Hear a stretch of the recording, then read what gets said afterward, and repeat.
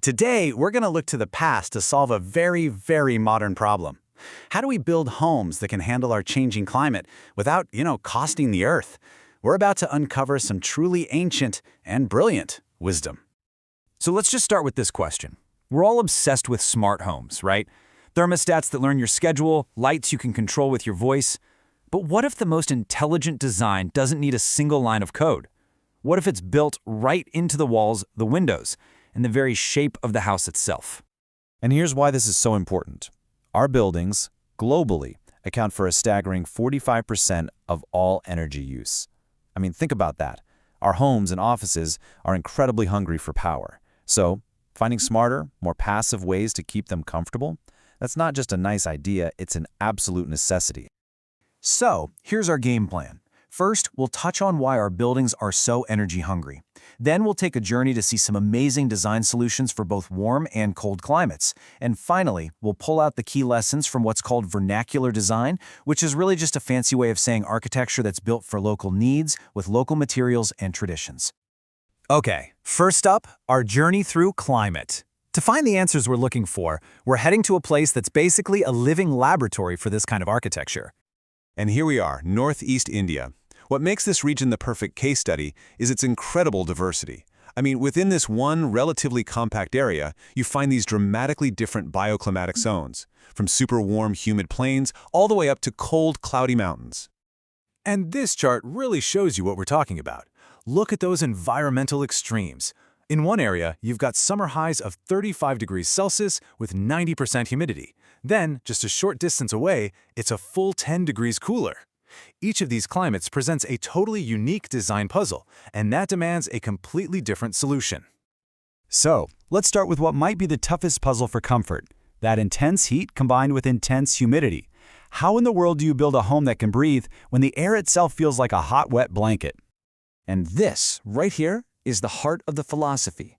The entire design boils down to two simple goals. It's not about sealing the building up and blasting the AC. It's about turning the building itself into a machine for passive cooling. It all starts with the building's shape. These long, U-shaped floor plans, they're no accident.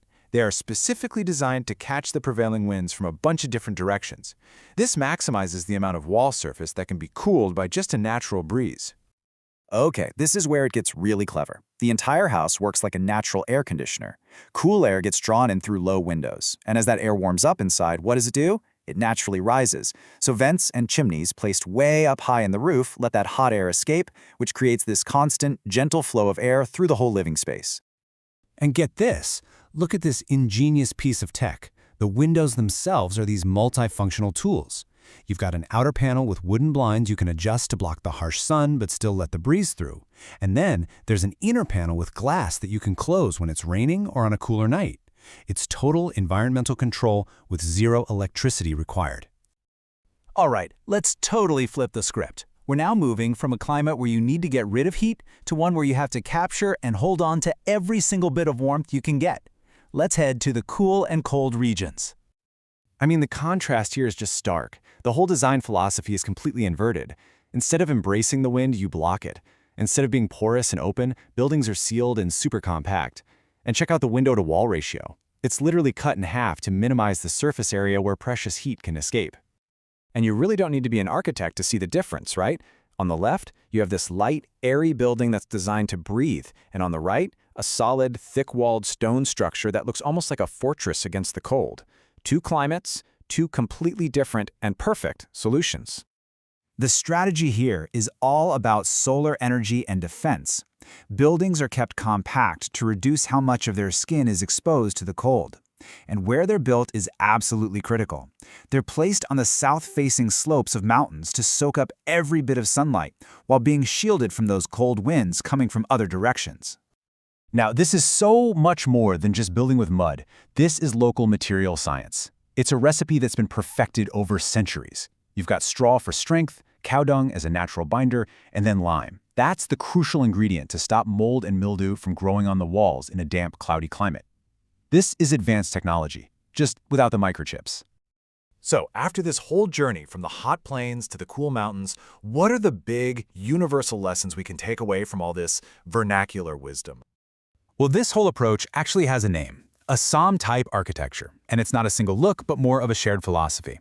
It's all about creating buildings that are simple, affordable, and deeply, deeply intelligent in how they respond to the local climate, using stuff you can find right there. And when you boil it all down, these principles are timeless. Using local materials, orienting the building to work with the sun and wind, not fight against them, designing for natural ventilation, creating flexible buffer zones.